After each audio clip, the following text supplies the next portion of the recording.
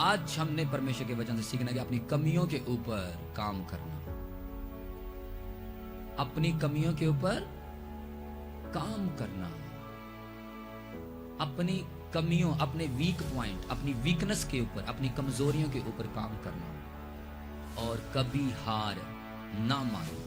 क्योंकि जब आपकी जिंदगी में कमियां रहेंगी तो आप परमेश्वर के संपूर्ण और उच्चतम और सिद्धता को नहीं पा पाएंगे। परमेश्वर जो आपकी जिंदगी में सिद्धता और संपूर्णता से काम करना चाहता है वो आप नहीं पा पाएंगे। हालेलुया। इसलिए आपने अंडरस्टैंड करना है परमेश्वर के वचन को।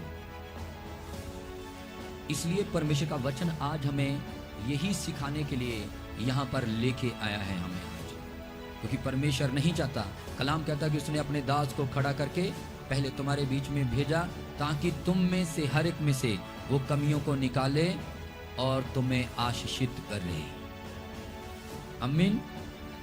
तो क्या कहता है परमेश्वर का कलाम जब हम पढ़ते हैं मत्ती सुसमाचार 1 अध्याय से 1 वचन से, इसे सुने। दोष मत लगाओ कि तुम पर भी दोष लगाया जाए। मत्ती 7 का 1 में क्या लिखा है? दोष मत लगाओ कि तुम पर भी दोष ना लगाया जाए। और आगे बढ़ो। क्योंकि जिस प्रकार तुम दोष लगाते हो उसी प्रकार तुम पर भी दोष लगाया जाएगा। आगे क्या लिखा है? और जिस नाप से तुम नापते हो उसी नाप से तुम्हारे लिए भी नापा जाएगा। और क्या तू क्यों अपने भाई की आंखों के तिनके को देखता है और अपनी आंखों का लट्ठा तुझे नहीं सूझता? और जब तेरी ही आंखों में लट्ठा है तो तू अपने भाई से कैसे कह सकता है ला मैं तेरी आंखों से तिनका निकाल दूं?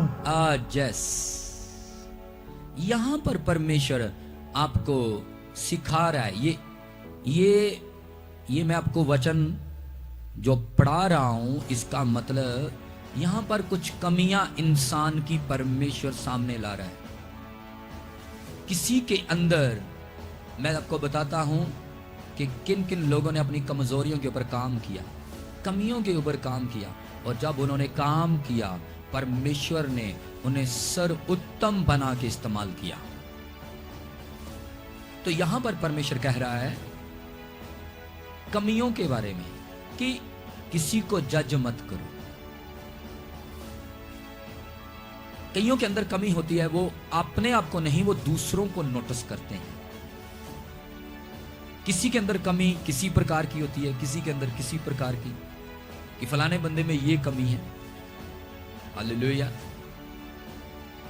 कईयों के अंदर ये कमी है कि वो दूसरों को दोषी बनाने की कमी, दूसरों की उंगली उठाने की कमी। ये बंदा सही नहीं, ये बंदा गलत है, ये एक कमी है। ये क्या है? एक वीक पॉइंट है, वीकनेस है, कमजोरी है, और ये आपको आगे बढ़ने से रोकेगी। अगर तू दूसरे की ओर एक उंगली कर रहा है तो 4 उंगलियां तेरी ओर भी, 3 उंगलियां तेरी ओर, ऐसे करके ना, ऐसे बंदूक बना लेते, तू 3 तेरी ओर तो अंगूठा ऊपर। वो कह रही है ओए तू दूसरे के ऊपर उंगली उठा रहा है ना, तो अपने आप को भी चेक कर, ऊपर तुझे कोई देख रहा है। अंगूठा दिखा रहा है कि तुझे ऊपर कोई देख रहा है। हालेलुया। ये एक वीकनेस, वीक पॉइंट, कमजोरी, इस कमजोरियों को अंडरस्टैंड करना है। कहते कि तू किसी के ऊपर दोष मत लगाना, तू किसी की आंख में तिनका मत देख, पहले अपनी आंख को सेटल कर। तू दूसरे को बुरा मत कह। कईयों के अंदर यही तो कमियां हैं, जो आज तक उनकी प्रेयर सही होती है लेकिन कमियां लोगों की चेक करते हैं। कईयों के अंदर लालच की कमी, चुगली की कमी, गालियों की कमी, व्यभिचार की कमी। कहता तुम्हें अपनी कमजोरियों के ऊपर काम करना है। नशे की कमी, क्रोध की कमी, फिल्मी गाने सुनने की कमी।